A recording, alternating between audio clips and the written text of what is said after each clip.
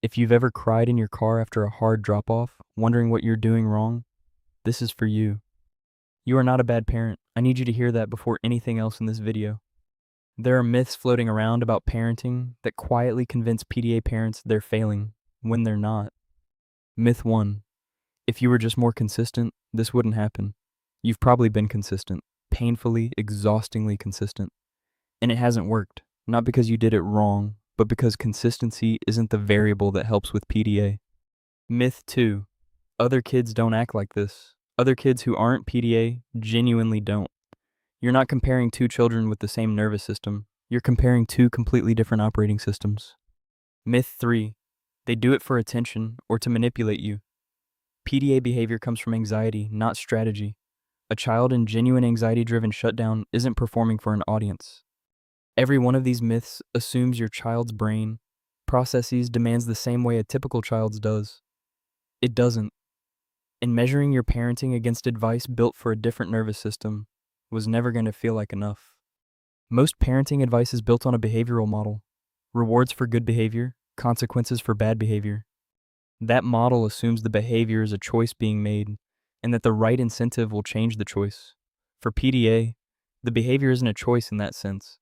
It's a nervous system response to a perceived threat. You can't reward someone out of a panic response, the same way you couldn't bribe someone out of a fear of heights. The approach doesn't match the mechanism, so it was never going to work, no matter how well you executed it. The advice failed your situation, not you. So what does good parenting look like when the standard rulebook doesn't apply? It looks like noticing your child's nervous system state before the behavior happens, catching the rising anxiety before it becomes a full shutdown. It looks like reducing the demand in the moment instead of increasing the consequence, because de-escalation works where punishment doesn't. It looks like repairing the relationship after hard moments without piling on shame, for them or for yourself.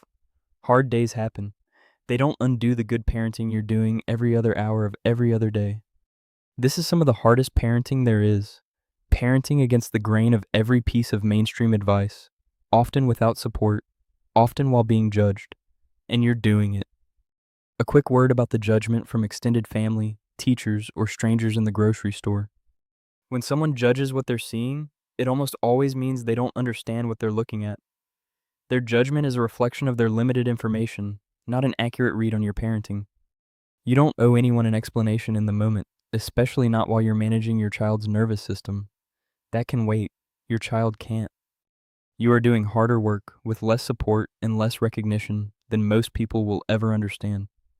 That doesn't make you a bad parent. It makes you a parent who is showing up for a child who needed something different, and you found it.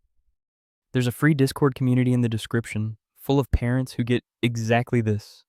No pressure to join, just know it's there when you need it. I'll see you in the next video.